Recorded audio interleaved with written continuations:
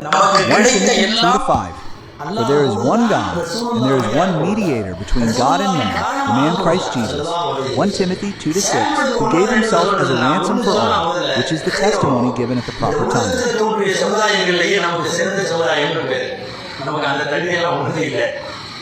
ஆனால் அவ்வளவு சிறந்த சமுதாயமாக அல்லாஹ் நம்மை வைத்திருப்பதற்கு காரணம் ஒன்றே ஒன்று, நாம் பெற்றிருக்கிற தலைவர் அந்த மாதிரி தலைவர்.